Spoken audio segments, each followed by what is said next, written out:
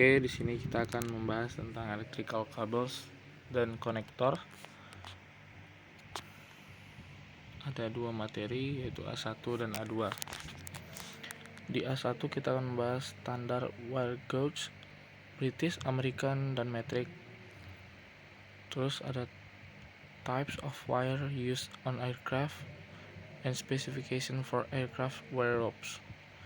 Terus kita ada di A2 ada materi turnbuckles and standard truss loading device, pulleys and cable system component.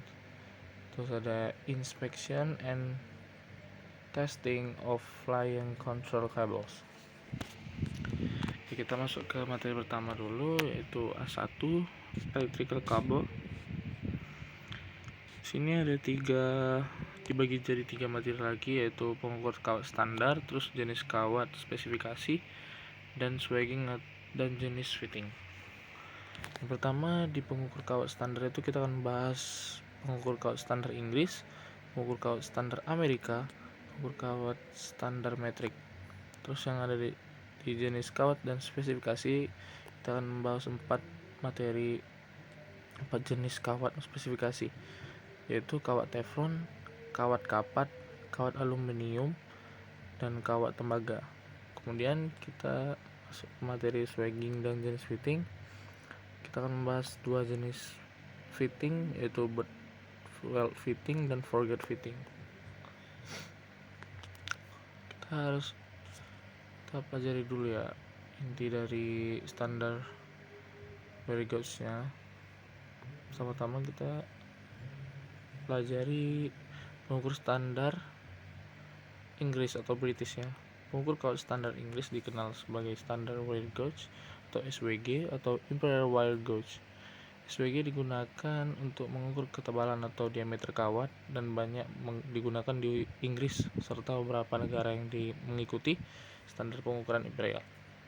Nah, di sini di kanan ini ada tabel SWG serta diameter dan kawat standar Inggris itu menggunakan diameter milimeter dan diameter dalam inci.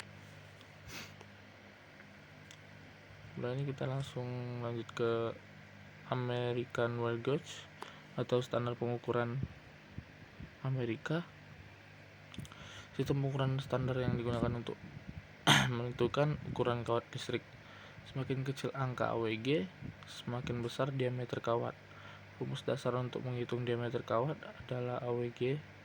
Dalam AWG adalah tertulis DN sama dengan 0,005 dikali 92 pangkat 36 dikurang N dibagi 39.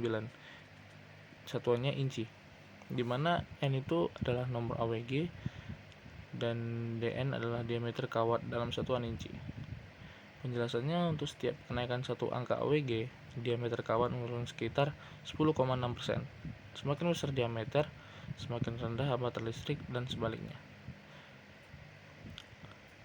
Sini ada penjelasan American Wire Gauge. American Wire Gauge itu adalah sistem standar yang digunakan terutama di Amerika Utara untuk menentukan ukuran kawat. Sistem ini bekerja dengan aturan bahwa semakin besar nomor gauge, semakin kecil diameter kawat.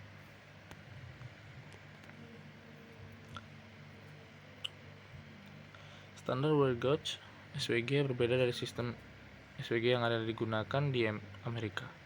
SWG lebih umum digunakan di Inggris dan beberapa negara lain. Pada pengukur kawat metrik, ukuran dinyatakan dalam diameter langsung menggunakan satuan milimeter. Nah, maksud dari yang dibilang ini, standar wire gauge itu hanya dipakai di standar Inggris dan negara lain, dan satuannya itu kalau di Inggris satuannya menggunakan milimeter dan inci. Kalau di Amerika itu dia menggunakan satuan inci. Kalau di metrik dia menggunakan inci saja. Jadi tiap pengukuran negara itu beda-beda. Jadi ada yang milimeter dan inci, ada inci doang dan inci juga.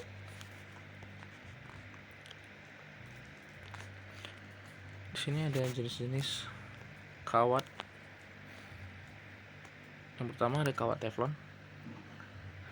Teflon digunakan sebagai bahan isolasi karena tahan suhu tinggi dan tahan bahan kimia.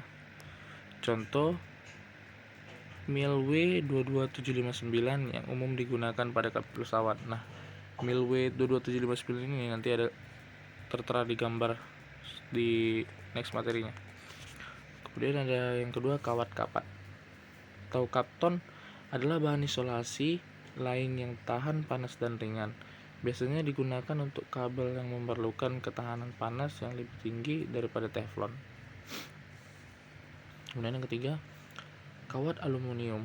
Dalam beberapa kasus, aluminium digunakan sebagai alternatif untuk tembaga karena lebih ringan, tetapi dengan daya hantar listrik yang baik. Yang keempat, kawat tembaga digunakan karena kombinasi ketahanan korosi, kemampuan mengantarkan listrik yang baik, serta kekuatan mekanik. Selanjutnya, sini ada spesifikasi kawat pesawat terbang. Kawat yang digunakan dalam industri penerbangan harus memenuhi standar dan spesifikasi yang ketat. Nah, di sini yang pertama ada Milwe 22759 seperti yang di sebelum tadi disebutkan. Ini sebuah contoh dari kawat teflon. Kawat ini memiliki inti tembaga yang dilapisi perak atau nikel dan menggunakan teflon PTFE sebagai bahan isolasi.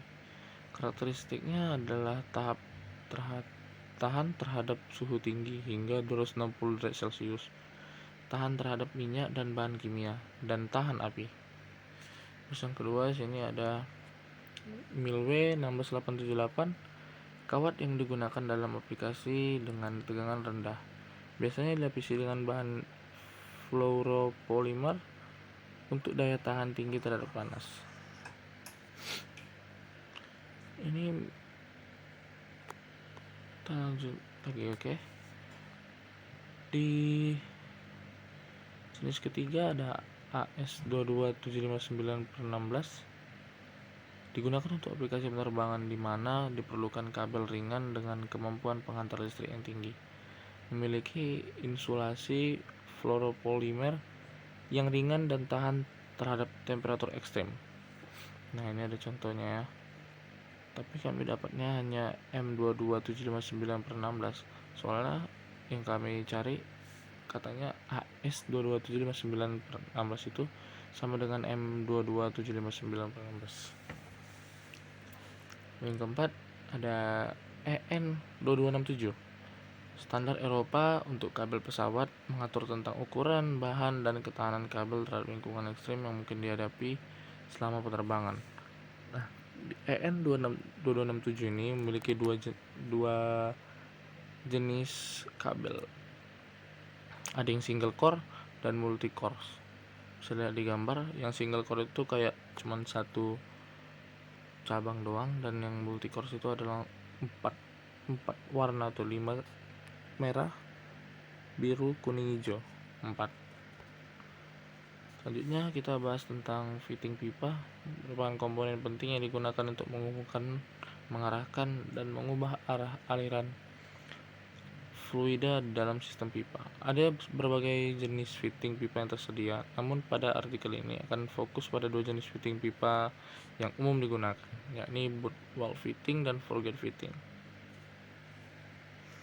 Aku sempat baca kemarin itu butt weld fitting dan forget fitting itu sama-sama bagus digunakan dan tahan lama, bahannya juga bagus, dan dua-duanya juga recommended buat dipakai dan digunakan dan tahan lama juga. Kita lanjut ke A2. A2 di sini membahas tentang turnbuckles, tensioning device, pulleys, kabel sistem komponen, inspection, dan testing of flying control. Pertama, kita bahas turnbuckles. Turnbuckles telah digunakan dalam konstruksi pesawat terbang, terutama saat awal pengembangan pesawat. Pesawat bersayap ganda adalah salah satu contoh penggunaan turnbuckle untuk menyesuaikan ketegangan pada kabel struktural yang menopang sayapnya. Ini juga banyak digunakan pada kabel fleksibel dalam sistem kontrol penerbangan. Nah, bisa kita lihat tuh ada gambar, ada yang dilingkarin, yang A sama yang B. Itu contoh turnbuckle yang menahan dua sayap, menahan atau menopang dua sayapnya kanan kiri itu. Kemudian kita lanjut ke tensioning device. Tensiometer kabel adalah alat yang digunakan untuk memeriksa ketegangan kabel kawat. Biasanya digunakan pada perlengkapan pesawat terbang dan pabrik tekstil. Tensiometer menggunakan pengukur gaya untuk bereaksi terhadap kabel dan menampilkan hasilnya pada skala dial. Dial tersebut seringkali hanya berupa skala linier bernomor 0 hingga 100. Mekanik secara rutin menggunakan tensiometer kabel untuk memeriksa ketegangan pada kabel kontrol pesawat. Tensiometer kabel dirancang untuk digunakan dalam pemasangan yang akurat untuk pesawat. Nah, di gambar ini bisa kita lihat bahwa kabel yang tebal itu diukur ketegangannya menggunakan tensiometer. Selanjutnya ada pulis atau katrol ya. Katrol pesawat hampir selalu terbuat dari fenolik, tetapi ada juga katrol aluminium dan katrol plastik UHMW khusus eksperimental. Katrol adalah roda pada poros atau poros yang dirancang untuk mendukung gerakan dan mengubah arah kabel atau sabuk. Coba kita lihat tuh di gambar ada kayak lingkaran dia untuk mengatur atau mengubah arah kabel. Selanjutnya kita masuk ke kabel sistem komponen. Kabel pesawat terdiri dari untaian kabel yang dililitkan di sekitar inti pusat. Kabel pesawat memiliki ukuran yang berbeda-beda, misalnya 7x19, yang artinya terdiri dari 7 untaian dengan 19 kabel di setiap untaian. Nih, contohnya ada pada gambar tuh, lilit banyak padat. Selanjutnya, inspeksi dan pengujian kabel kendali terbang. Yang pertama itu inspeksi secara visual, periksa kabel apakah terdapat kekusutan, korosi, dan keausan pada kabel kontrol. Yang kedua, menggerakkan kain katun dengan lembut di sekeliling kabel untuk mencari tempat-tempat yang membuat kain tersangkut. Yang ketiga, melepaskan kabel dari pesawat lalu menekuknya secara manual dan lihat apakah terdapat keretakan pada kabel. Jadi kita langsung bisa lihat secara visual ya cara ngecek kabel ya. Kita lanjut ke materi B1 dan B2. Itu B1 kita membahas electrical connector.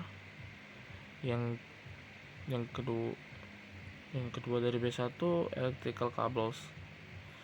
Terus yang B2 kita membahas coaxial cables dan crimping terminal ends, splice, wire grip, insulation grip, diamond grip, tools, color codes, dan masih banyak lagi.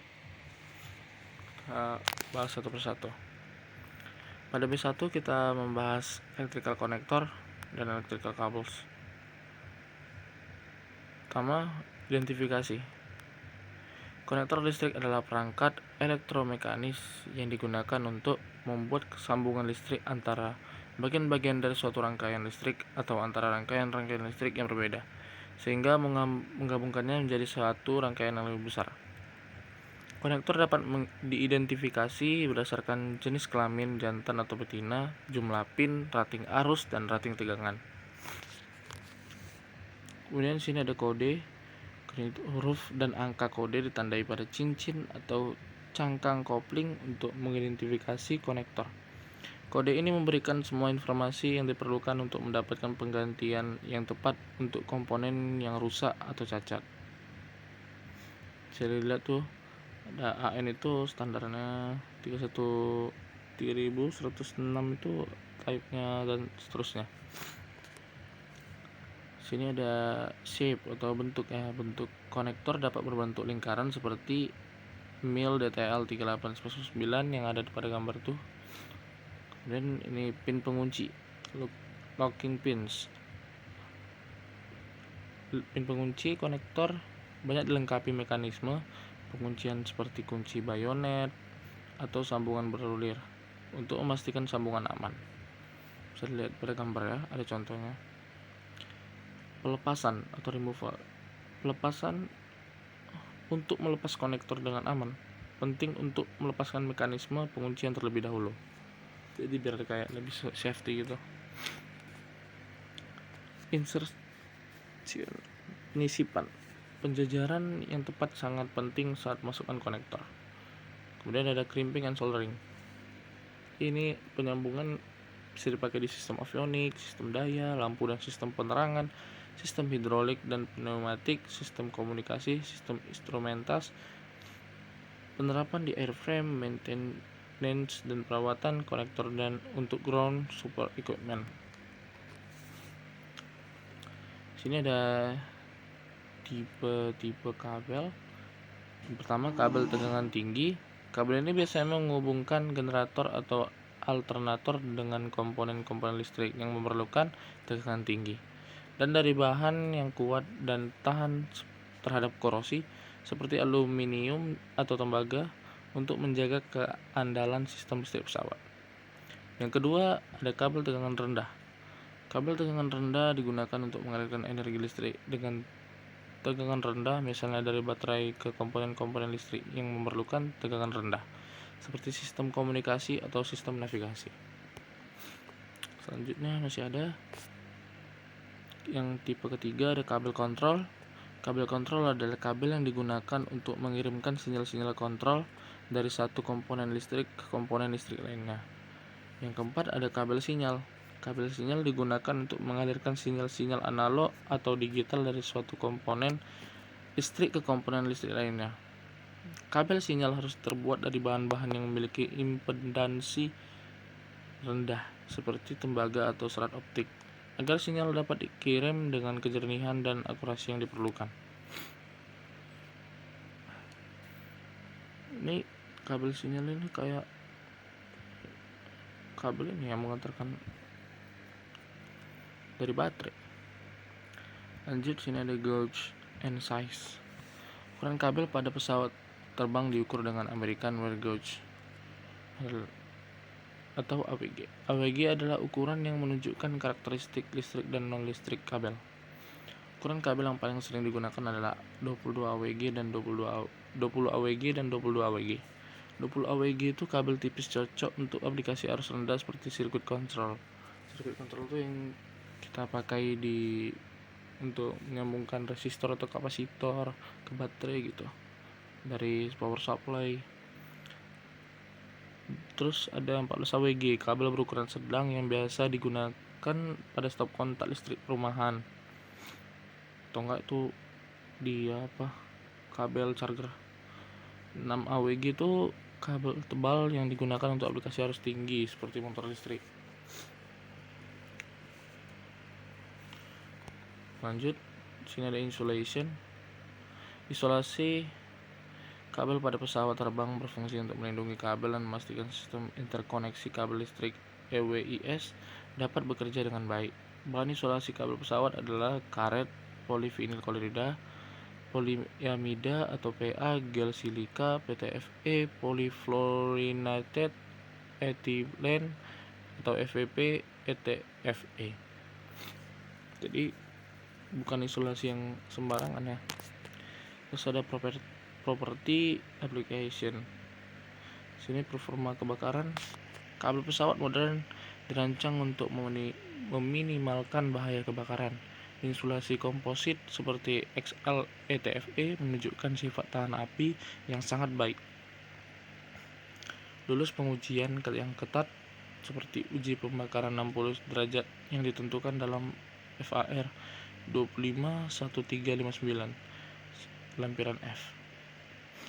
Daya tahan mekanik dan ketahanan abrasi penting untuk menahan getaran dan beban lentur yang dialami selama manuver penerbangan.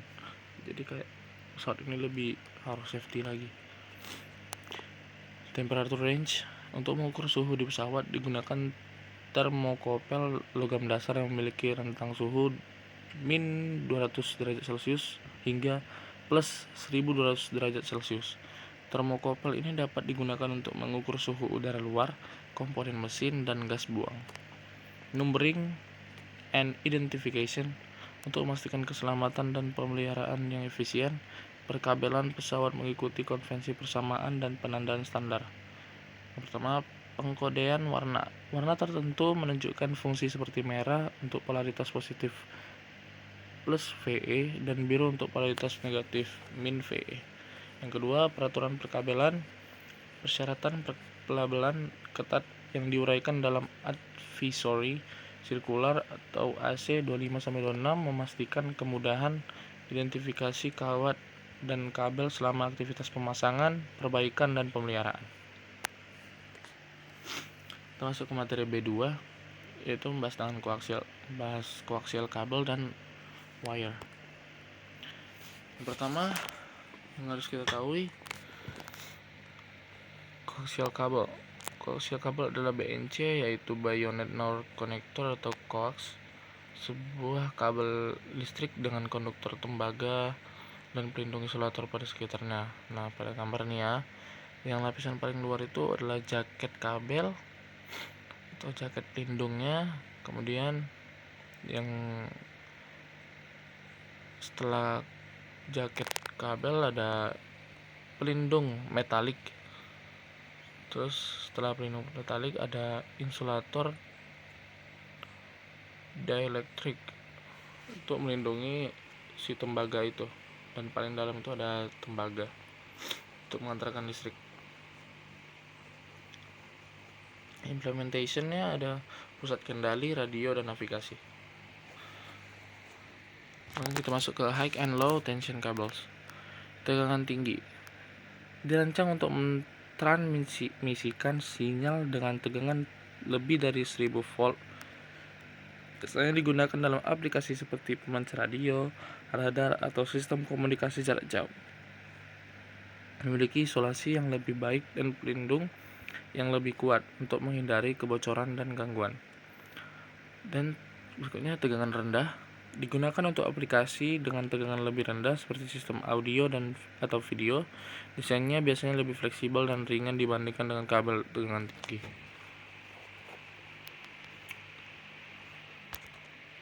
Sini ada bagaimana cara membedakan itu tegangan kabel koaksial tegangan rendah atau tinggi, agar meminimalisir terjadi kesalahan pemasangan kabel untuk keamanan. Pertama, label dan spesifikasi. Kedua, diameter dan konstruksi. Yang ketiga, melakukan pengujian. Yang keempat, penggunaan. Yang kelima, konektor. Dan keenam, rujukan dari produsen.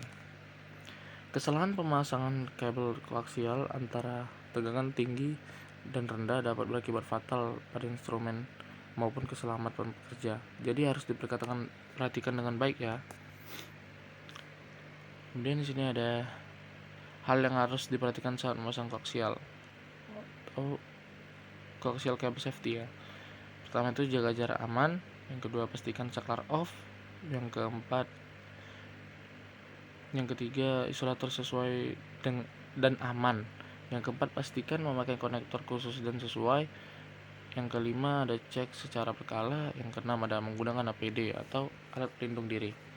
Jangan sekali-sekali menekuk, menjatuhkan apapun, menginjak, membengkokkan secara tajam, melilitkan lebih kencang dari radius tekukan yang diizinkan, menarik kabel koaksial kecuali dalam garis lurus, serta menggunakan kabel koaksial sebagai pegangan bersandar padanya atau menggantung sesuatu di atasnya atau kabel lainnya.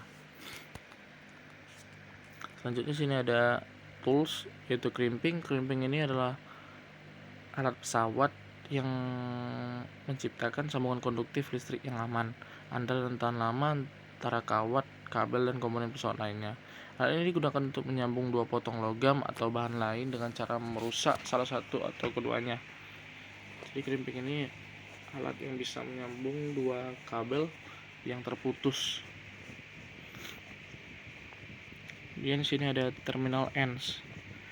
Terminal ends ini adalah ujung terminal pesawat mengacu pada komponen yang menghubungkan kabel listrik ke berbagai perangkat atau sistem di dalam pesawat.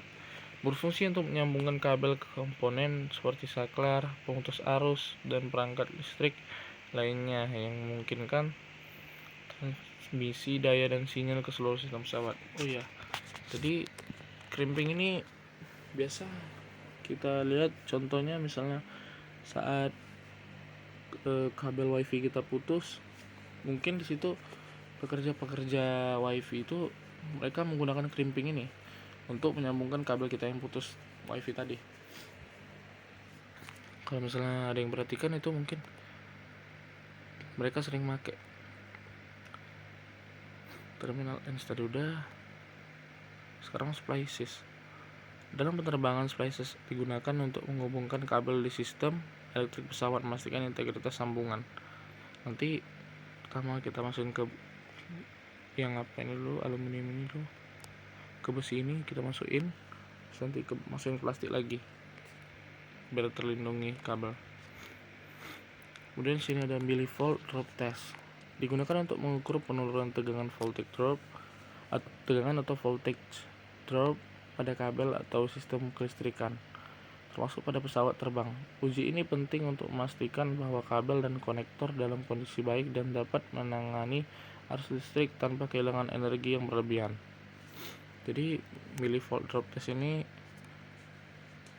sangat penting ya digunakan karena bisa mengukur penurunan tegangan pada kabel atau sistem kelistrikan pada pesawat terbang, jadi lebih safety lagi.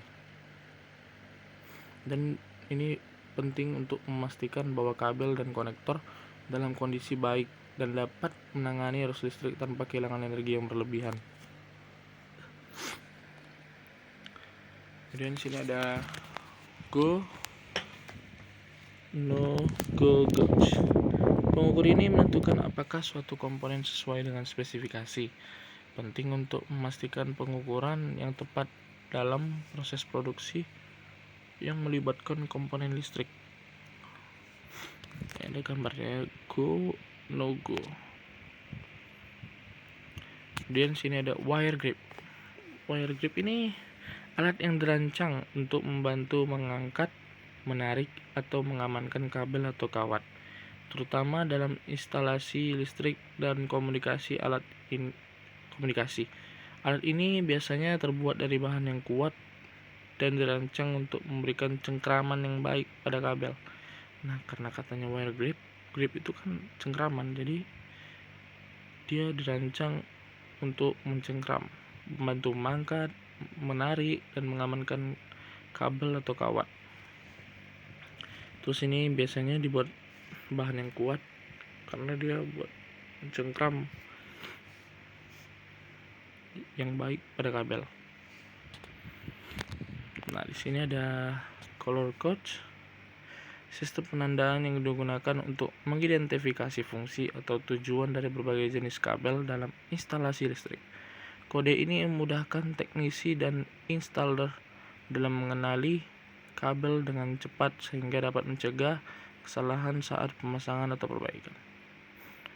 Kita lihat color codes. Ini sepertinya kayak sama kayak hafalan kita pada resistor. Nah, sini more about color codes.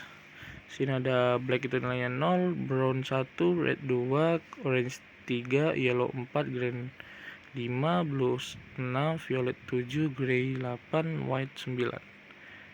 Includes also uncolored insulation, atau bisa kita hafal kayak resistor Icome Orku Hibi UAP, hitam, coklat, merah, oranye, kuning, hijau, biru, ungu, abu-abu, putih.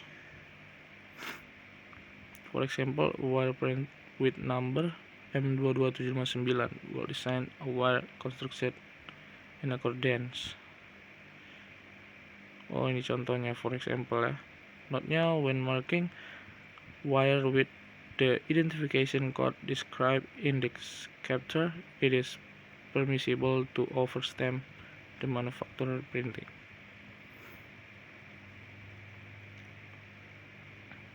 Ini tools-toolsnya yang bisa dipakai sampai Diamond Grip. Oke, sekian presentasi saya, terima kasih.